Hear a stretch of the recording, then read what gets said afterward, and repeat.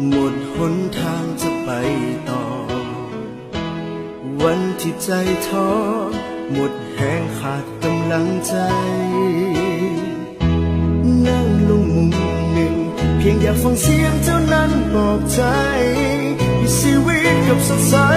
และมีพลังจะสู้ต่อไปในวันที่เหงาใจในวันที่ทุกข์ใจยังมีเจ้านั้นคอยให้กำลังใจเสมอบอกว่าอยู่ที่ใดอยู่สุดขอบฟ้าไกลบอกมีเจ้าข้างที่เจ้าจะไปให้ใจค่อยเหงาเจ้าคือคนเดียวที่ทำให้ชีวิตมีความหมายปลายทางที่แสนไกลเจ้าคือให้กำลังที่ทำให้ค่อยเดินไปบอกว่าวันนี้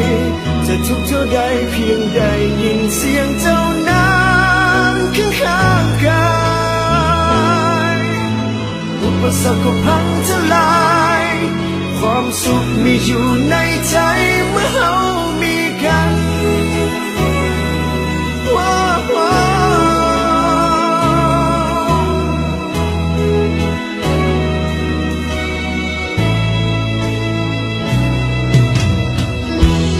วันที่หัวใจ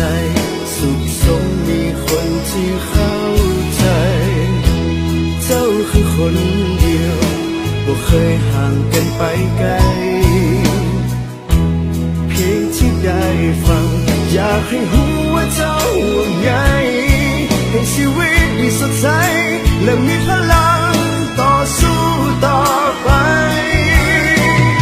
ในวันที่เหงาใจในวันที่ทุกข์ใจยังมีเจ้านั้นคอยให้กำลังใจเสมอบอกว่าอยู่ที่ใดอยู่สุดขอบฟ้าไกล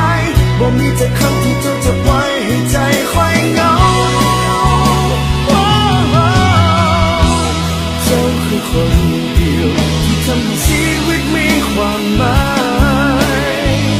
ปลายทางที่แสนไกลเจ้าคือให้กำลังที่ทำให้ค่อยเดินไปบอกว่าวันนี้จะทุกข์เท่าใดเพียงใดยินเสียงเจ้านั้นข้างกายอุปสรรคก็พัง